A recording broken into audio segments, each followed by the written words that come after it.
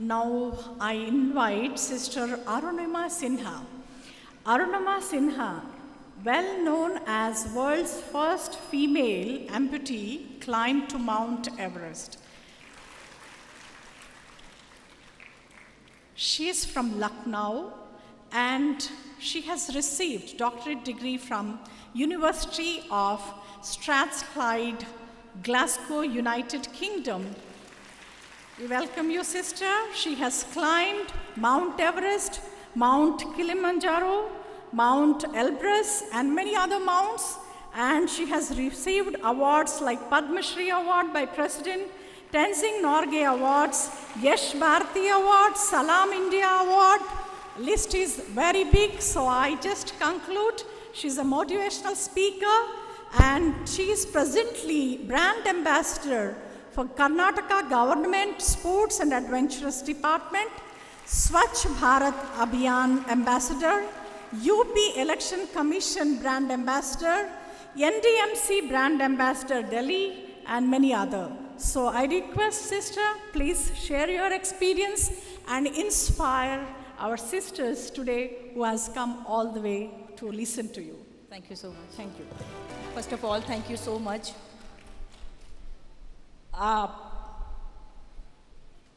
कहते हैं ना कि धरती की परी,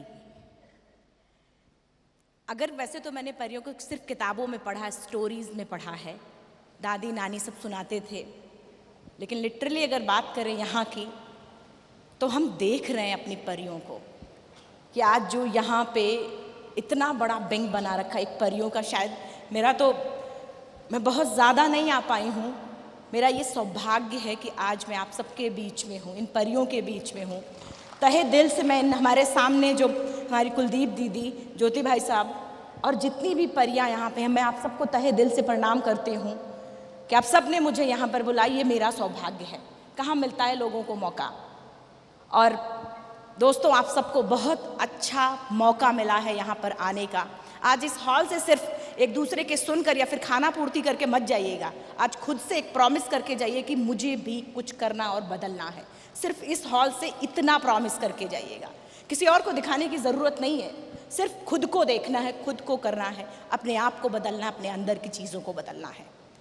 मैंने भी कभी भी, मैं उम्मीद की बात करते हैं, अगर मुझे, चाहे मैं रेलवे ट्रैक पे थी, मुझे एक उम्मीद थी कि शायद मुझे कोई बचा लेगा, मुझे एक उम्मीद थी कि शायद मैं उठ के खड़ी हो जाऊं। आज उस उम्मीद ने आज इतना बड़ा प्लेटफॉर्म मुझे मिला है, इस उम्मीद की वजह से ही। और कहते हैं ना, बिना सहयोग के आप कभी भी आप अकेले कुछ नहीं कर सकते, पूरी टीम की ज़रूरत हो, चाहे एडवेंचर हो, स्पोर्ट्स हो या फिर कुछ भी हो, आपका बिजनेस हो, एडवेंचर, स्पोर्ट्स या फिर कोई भी बड़ा काम करते हैं, तो आपको एक पूरी टीम की ज़रूरत होती है। जब एक टीम इस तरीके से काम करती है तो आप ज़बरदस्त एक विस्फोट करते हैं। अगर मैं अपनी टीम की बात करूं तो मुझे बछेंद्री मैम, मेरा परिवार, मैं एक शब्द बोलूँगी, मेरा परिवार मेरे लिए एक रीढ़ की हड्डी बनकर था मेरे लिए, और शायद इससे ज़्यादा कुछ हो ही नहीं। एक रीढ़ की हड्डी क्या हमारे शरीर में काम करती है आप सब जानते हैं। और खुश रहने की बात करें अगर, तो मैं तो हमेशा खुश रहती हूँ, प्रॉब्लम्स बड़ी सी बड़ी भी आ जाएं तो भी मैं खुश रहती हूँ। और हमेशा यही, सामने वाले को कभी पता भी नहीं चलता है कि इतना कुछ पीछे चल रहा है, या फिर घर में थोड़ी देर पहले लड़ाई करके भी अगर मैं आई हूँ, लेकिन बाहर जब कोई आता पूरा स्माइल करके मैं बात करती हूँ, तो वो तो हमेशा चलता ही रहता है। और मैं आपको अगर कुछ चीज़ें, अगर अपने जीवन की स्टोरी सुनाऊं अगर, तो 2011 में, शायद आप सबको पता होगा कि 2011 में मुझे चलती ट्रेन से कुछ बदमाशों ने उठाकर बाहर फेंक दिया था, सिर्फ एक सोने की चैन के लिए। मेरे गले में एक सोने की चैन थी, कुछ जॉब इंटरव्यू था, बदमाशों ने लूटपाट शुरू किया ट्रेन में, और मुझे ट्रेन से ऐसे उठा करके बाहर फेंक दिया था। दुर्भाग्य ये था, उसी समय दूसरी ट्रैक से ट्रेन आ रही थी, पिंग पोंग होकर टकराई, मैं नीचे गिरी, ट्रेन निकल गई, मैं उठने की कोशिश किया और मैं उठ नहीं पा रही, मैं ब्रेन कॉन्शियस पूरी तरीके से काम कर रहा था, तो मुझे लगा कि मैं क्यों नहीं उठ पा रही हूँ। थोड़ी देर बाद जब मैंने अपना पैर उठा करके देखा है तो मेरा पैर कट के जीन्स में हैंग हो रहा था, मेरे पैर से ब्लड निकल रहा था, मेरे दूसरे पैर की हड्डी यानी कि राइट लेग की हड्डियाँ मेरे टूट के जीन्स के बाहर आ गई थी। ट्रेन कभी इधर से निकले कभी इधर से निकले और अच्छा सॉरी, ट्रेन कभी इधर से निकली कभी इधर से निकलती थी और मैं लगातार उसी ट्रैक पे थी, इस उम्मीद के साथ में कि कोई मुझे बचा ले। सुबह हुआ गाँव, और इतना ही नहीं, लोग टॉयलेट करते थे तो मेरे साइड में पड़ता था, मेरा एल्बोज ये सब मेरे टूट चुके थे, ये सब टूट चुका था, लेकिन फिर भी एक उम्मीद थी कि शायद मुझे कोई बता। सुबह हुआ, गांव वालों ने मुझे देखा, उठा करके डिस्ट्रिक्ट हॉस्पिटल बरेली उत्तर प्रदेश ले जाके मुझे एडमिट किया। वहाँ के CMS फार्मासिस्ट डॉक्टर आपस में बातें कर रहे हैं, आपस में बातें करें, हमारे पास एनेस्थीसिया नहीं है, ब्लड नहीं है, ऑक्सीजन नहीं, इसका इलाज शुरू करें तो कहाँ से शुरू करें। मैं नीचे से मुझे रख दिया गया था हॉस्पिटल में। सिर्फ उतनी देर में मैंने एक बार बोला, कितनी देर तक तो मैं रेलवे ट्रैक पे थी, अभी तो आप मेरा पैर अच्छे के लिए काटेंगे, बिना एनेस्थीसिया काट दीजिए। बहुत कम सुनने को मिलता है कि डॉक्टर, एक फार्मासिस्ट अपना ब्लड दे के किसी पेशेंट को बचाए, लेकिन ऐसे लोग भी हैं जिसकी वजह से आज मैं यहाँ पर हूँ। उन्होंने अपना एक यूनिट ब्लड दिया और मेरा पैर बिना एनेस्थीसिया काट दिया गया था। मीडिया का बहुत सहयोग रहा है। किंग जॉर्ज मेडिकल कॉलेज, वहाँ से एम्स नई दिल्ली, एम्स में एडमिट थी। मेरी असली ज़िंदगी का स्ट्रगल तो एम्स से शुरू हुआ। मैं हॉस्पिटल के बेड पे थी और 20 से 25 दिन बाद जब बुलेटिन जारी हुआ, डॉक्टर ने बुलेटिन जारी किया कि अरुणिमा ठीक है, बातचीत कर सकती है। कुछ और तो नहीं, बस ये था कि हो क्या रहा बाहर। मैंने जब न्यूज़पेपर देखा उठा के, तो हेडलाइन थी फ्रंट पेज पे कि अरुणिमा के पास टिकट नहीं था, TT आने पर अरुणिमा ट्रेन से कूद गई। Can you imagine?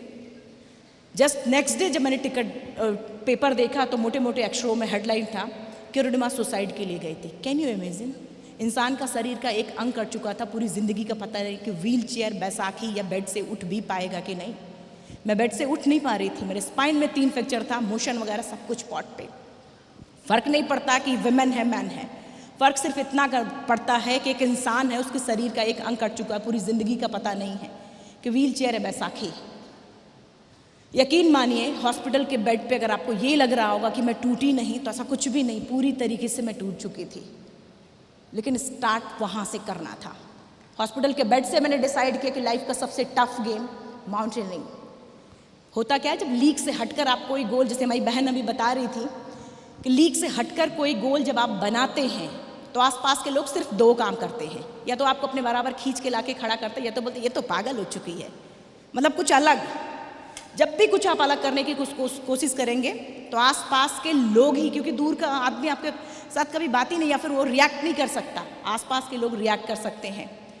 तो वो ये फ्रंट, उस दौरान जब मैं ट्रेनिंग में थी या फिर हॉस्पिटल में, जब लोग मुझे पागल और सनकी बोलते थे, मुझे थोड़ा सा इरिटेशन और गुस्सा आता था। लेकिन आज की डेट में जब लोग मुझे पागल और सनकी बोलते हैं तो मुझे बहुत खुशी होती। क्यों? क्योंकि मुझे उस पागलपन का मतलब समझ में आ गया है। जिस दिन आपके गोल के प्रति लोग आपको पागल बोलना शुरू कर दें, उसी दिन आप समझ लीजिए आपको कोई भी नहीं रोक सकता है। इवन आप खुद अपने आप को आप नहीं रोक सकते हैं। और ये मेरी कोई किताब की बातें नहीं हैं, एक एक पल का मेरा खुद का एक्सपीरियंस है। जब, और इतिहास उठा करके देख लीजिए, जब जब जिस पर ये समाज हंसा है, उसी ने इतिहास भी रचा। ये भी एक इतिहास है, इतिहास उठा के देख सकते हैं आप। पागल इतिहास बनाता है, बहुत ज़्यादा सोचने या फिर बहुत ज़्यादा सोचने में टाइम वेस्ट करने वाले इतिहास नहीं, वो तो फिर सोचते रह जाते हैं। पागल इतिहास बना, फिर वो पढ़ते हैं उनके बारे में। मैं खैर, मेरी जर्नी में सबसे ज़्यादा प्रॉब्लम यही था कि लोगों को समझा पाना। लोगों को ये था कि अरुणिमा आर्टिफिशियल पैर है, नहीं हो सकता, एक वुमेन एडवेंचर मैन गेम है, नहीं हो सकता। मुझे सुनने से पहले लोग अपना डिसीजन बता देते थे कि नहीं हो सकता। मेरी जर्नी में जब मैं पहुंची हूँ काठमांडू, जब भी किसी बड़े पीक पे जाते हैं तो लोकल गाइड को लेते हैं, शेरपा। उसने जब मेरा आर्टिफिशियल पैर देखा, रॉड जैसा, दूसरा पैर में स्टिचेस के निशान है, यानी कि रॉड है, thigh to knee and knee to ankle. अरे इसका एक पैर तो रॉड और दूसरा पैर के अंदर रॉड है, नहीं जा सकती। बछिंद्री मैम मुझे सी ऑफ करने के लिए गई थी, उन्होंने बोला अरे भाई उसने पूरी ट्रेनिंग ली है, वो सबमिट करेगी। जब इंडिया से 6 लोग थे, रॉकी एरिया तक सबसे बेस्ट, सबसे अच्छा में चली। लेकिन जैसे ब्लू और ग्रीन आइस शुरू हुआ है, जितनी चीज़ें सुंदर होती हैं उतना वो टफ होता चला जाता है। मैं कुछ पल, एवरेस्ट में 4 कैंप लगते हैं, कैंप 3 तक जाते जाते जिसको जाना होता जाता, नहीं तो कैंप 3 से वापस आ जाता, क्योंकि ऑक्सीजन लगना शुरू होता है। मैं कैंप 3 में थी। बड़ा मुश्किल पल वो होता है जब 4-5 लोग किसी चीज़ को कर रहे हैं और अचानक आपका टीम मेंबर बोले कि मुझसे नहीं होगा, मैं नहीं कर पाऊंगा या फिर नहीं कर पाऊंगी। उसको हम समझाने की कोशिश करते, हो जाएगा भाई, हम भी करते हैं। मैंने जब समझाने की कोशिश की, 2 लोग वापस जाने की कोशिश कर रहे थे, मैंने समझाने की कोशिश की, उनका जवाब था कि क्या है, तेरा एक पैर नहीं है, दूसरा भी कट जाएगा तो क्या प्रॉब्लम है। मेरे पास सच में कोई जवाब नहीं था उस समय। मैं पीछे हटी और कैंप 3 से लेकर कैंप 4 तक मैंने खुद, जैसे स्टार्टिंग में आते ही मैंने बोला कि आप खुद को मोटिवेट करिए खुद। मैंने कैंप 3 से कैंप 4 तक सिर्फ ये बोला है कि रुडिमा, जो तुझ में है वो इसमें नहीं, इसलिए ये एवरेस्ट बिना सबमिट किए वापस जा रहा, तू सबमिट करके वापस आएगी। मैंने एक एक कदम पे ये बोला है।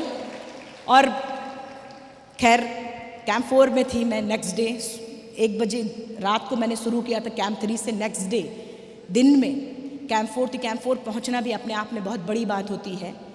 विद द प्रोस्थेटिक लेग में कैंप 4 थी, तो मेरे लिए बहुत ही अच्छी बात थी, बहुत खुश थी मैं। जगह जगह टेंटेज लगे हुए थे, बॉडी को एक्लेमेटाइज करना था, नेचर से अपने आप को मिलाना था। मैं टेंट के बाहर निकल के घूम रही थी, ऑक्सीजन लगा था। मेरे बगल वाले टेंट से 4-5 शेरपा किसी को खींच कर बाहर निकाल रहे थे, ऐसे खींच के बाहर निकल। उत्सुकता थी मुझे देखने की। मेरे सामने जब उन्होंने पूरी तरीके से बाहर निकाला तो मेरे सामने एक कैनेडियन लड़की, वो मर चुकी थी। जिस पोजीशन में वो टेंट के अंदर सोई थी, उसी पोजीशन में वो टेंट के अंदर मर चुकी थी और सामने डेड बॉडी थी। और इतना ही नहीं, कोई दूसरा मेन समिट से सबमिट करके आया था और आते ही टेंट के अंदर सो गया था। मेरे सामने 2 डेड बॉडीज़ रखी हुई थी। आपको क्या लगता है कि मुझे डर नहीं लगा होगा? ऐसा बिल्कुल नहीं, मुझे बहुत डर गई थी। ये कैंप 4 है, ये मेन समिट है। यहाँ से यहाँ की जो दूरी है करीब 3500 फीट। मेरा शेरपा जब कैंप 4 से आगे बढ़ने की कोशिश किए, हमेशा बड़े माउंटेन रात में सबमिट करते हैं। मैं और मेरा शेरपा जब कैंप 4 से आगे बढ़ने की कोशिश किए हैं, मतलब जिधर ही थोड़ी दूर बड़े माउंटेन हमेशा रात में सबमिट करते हैं, क्योंकि वेदर शांत होता, विंड कम होती है, स्नोफॉल कम होता है। जैसे ही आगे जा रहे थे, हेडलाइट जलाई, हेडलाइट जिधर ही जा रही थी उधर ही डेड बॉडीज़ नज़र आ रही थी। कितना बड़ा माउंटेनियर, कितना बड़ा दिलेर क्यों ना, उसके हौसले तब टूटने लगते हैं जब अपनी आंखों के सामने किसी को मरता देखता है। बार बार दिमाग में सिर्फ इतनी बात आती है कि जिस गोल के लिए मैं जा रही हूँ, उसी गोल के लिए इंसान मर चुका और मैं कुछ नहीं कर पा रही हूँ। इतना ही नहीं, एक ही रोप में कई लोग क्लाइम करते हैं। मेरे हाथ, मैं आगे बढ़ रही थी, एक बांग्लादेशी, उनका हाथ ऐसे हिल रहा, मुंह से आवाज़ आ रही थी, मेरे सामने है और मूव कर रहा हाथ। मैं जब तक उनके पास, क्योंकि बहुत स्लो चल पाते हैं माउंटेन में, जब तक उनके पास में पहुंची, उनकी बॉडी पूरी तरीके से शांत हो चुकी थी। मैं माइंड पूरी तरीके से ब्लैंक हो गया था। कमर से एक सेफ्टी रोप बंधी होती, शेरपा ने बोला अरुणिमा वापस।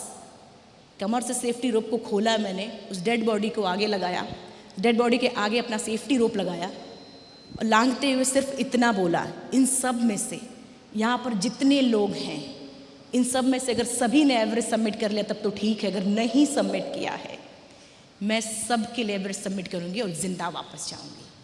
क्योंकि जैसा हम सोचते हैं हम होते चले जाते हैं। खैर, मैं हिलेरी स्टेप, शायद आप पढ़ेंगे तो आपको समझ भी आएगा। हिलेरी स्टेप साउथ समिट के करीब में थी। आप अपने गोल के इतने करीब हों, हिलेरी स्टेप के बाद बहुत दूर नहीं रह जाता समिट, बहुत करीब हों और अचानक आपका कोई टीम मेंबर बोले कि वापस चल, कैसा लगता है? ये लगता ना कि सबसे बड़ा दुश्मन तो मेरा यही है जो नहीं चाहता मैं एवरेस्ट सबमिट करूं। मैं साउथ समिट हिलेरी स्टेप के पास हूँ और मेरा शेरपा मुझे बोल रहा है कि रुनिमा वापस चल। मेरे मन में आ रहा था कि मैं दौड़ूं और दौड़ के पहुंच जाऊं। अफसोस की माउंटेन में आप दौड़ नहीं सकते, अफसोस की माउंटेन में आप कभी भी सिर यूं करके नहीं चल सकते। हमेशा आपका सिर यूं होगा तभी आप सबमिट कर सकते हैं। माउंटेन हो या फिर आपकी ज़िंदगी का किसी भी प्रकार का कोई अचीवमेंट्स हो, हमेशा यानी कि नेचर के सामने जब तक आप यूं नहीं होंगे तब तक आप सबमिट नहीं कर सकते या अचीव नहीं कर सकते हैं।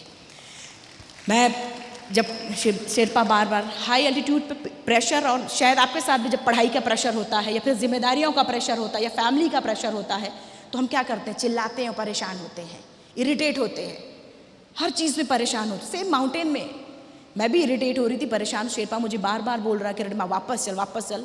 मेरे मन में आ रहा है मैं दौड़ूँ, पहुँच जाऊँ। लास्ट में कभी कभी पल ऐसे आते हैं हमारी ज़िंदगी में कि कोई और नहीं होता फैसला लेने वाला, हमारे आसपास कोई नहीं होता। मैंने शेरपा को बोला कि ठीक है, मुझे फैसला लेना था, और वो पूरी ज़िंदगी तय करता है फिर कि आपने क्या फ़ैसला लिया था, क्या अच्छा था, क्या बुरा था। सिर्फ आपको उस समय डिसीजंस लेने होते हैं। शेरपा को मैंने बोला कि ठीक है, तू जाना चाहता तो जा, नहीं जाना चाहता मत जा। मेरे पास इतना ऑक्सीजन है कि मैं इस देश का तिरंगा लगा पाऊँ, ये रिकॉर्ड इंडिया के नाम ला पाऊँ। सिर्फ इतना बोलकर मैंने एक कदम आगे बढ़, लोगों के फुटप्रिंट्स बन जाते हैं स्नो में, मैंने एक कदम आगे बढ़ाया था और कुछ देर बाद मैं दुनिया की सबसे टॉलेस्ट पीक पर थी। 21 मई 2013 सुबह 10:55 पर मैं दुनिया की सबसे टॉलेस्ट पीक पर थी। वो पल ही मेरी ज़िंदगी का 6-7 मिनट मेरी ज़िंदगी का अनमोल पल है। दोनों हाथ ऊपर करके मेरा चिल्लाने का मन कर रहा था कि मैं इतनी ज़ोर से चिल्लाऊं कि मैं सबको बता दूं कि आज मैं टॉप ऑफ द वर्ल्ड पे हूं। उन लोगों को बता दूं जो लोग ये सोचते महिला, जो लोग ये सोचते विकलांग, जो लोग ये सोचते ज़िंदगी में एक बार कोई काम किया, ट्राई नहीं किया, उनको मैं चिल्ला करके बताना चाहती हूँ कि ऐसे मास्क नीचे किया, चिल्लाने की कोशिश की, अफसोस की बहुत चिल्ला नहीं सकते हैं आप। मैं उन सबको बता, जो मुझे पागल बोलते थे, जो मैं उनको बताना चाहती थी। खैर शेरपा को बोला प्लीज़ फ़ोटोज़ निकालो। शेरपा मुझे कह रहा है कभी भी तेरा ऑक्सीजन ख़त्म हो जाएगा, तू फ़ोटो खींचने की सूझ रही है। मैंने कहा प्लीज़ खींच लो फ़ोटोज़। तो उसने निकाल ली। बात तो तब बिगड़ गई जब मैंने उसको वीडियो बनाने को बोला। कह रहा है कि रिडिमा तेरा ऑक्सीजन कभी भी ख़त्म हो सकता है और तुझे वीडियो बनाने की सूझ रही है। पता मैंने वो वीडियो बनाया क्यों? क्योंकि मुझे पता था उतने ऑक्सीजन में वापस कैंप 4 नहीं जा सकती, चाहे मैं नीचे जाने की कोशिश करूं या फिर मैं टॉप पे रहूं, दोनों शर्तों में मरना तय था। मैंने इसलिए शेरपा को बोला ये वीडियो बनाओ, अगर मैं जिंदा नहीं जाती तो इस वीडियो के जरिए मैं एक मैसेज देना चाहती हूँ और ये वीडियो मेरे भारत पहुँचा देना, पूरे यूथ तक चला जाएगा। उस वीडियो में मैंने सिर्फ इतना, करीब 1-1.5 मिनट का ये वीडियो है, सिर्फ इतना ही बोला कि आज ऐसी हालात होने के बाद भी अगर मैं टॉप ऑफ द वर्ल्ड पे आ सकती हूँ तो आप क्यों नहीं। ज़रूरत सिर्फ एक सोच, गोल और फोकस, इतना फोकस कि ऊपर वाला भी देने पे मजबूर हो जाए। 2011 अप्रैल को मेरा एक्सीडेंट हुआ था और आज 21 मई 2013 पे मैं दुनिया की सबसे टॉलेस्ट पीक पर हूँ। कैसे लोगों को लगता कि अरुणिमा ने अपने इस मिशन को, अपने इस गोल को अपने पैरों से क्लेम किया। सच तो ये था, जो मेरा मिशन था, जो मेरा गोल था, मैंने अपने पैरों से क्लेम ही नहीं किया था। जो मेरा मिशन था, जो मेरा गोल था, मैंने अपने दिल से और दिमाग से किया था।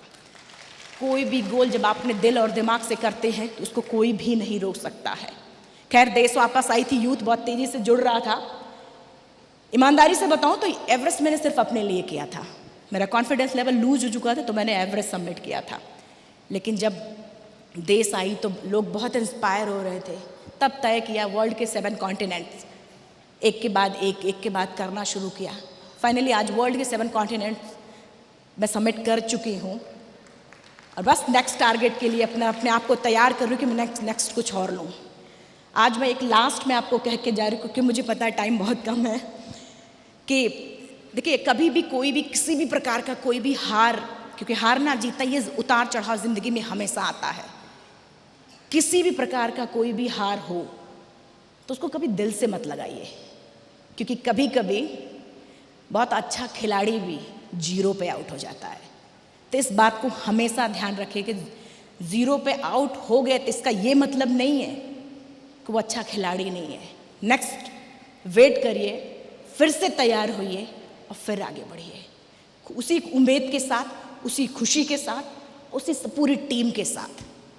और मेरी फेवरेट 4 लाइन की पंक्ति जो मैं हमेशा बोलती हूँ, अभी तो इस बाज की असली उड़ान बाकी है, अभी तो इस बाज की असली उड़ान बाकी है, अभी तो इस परिंदे का इम्तहान बाकी है, अभी अभी मैंने लांगा है समुद्रों को, अभी तो पूरा आसमान बाकी है।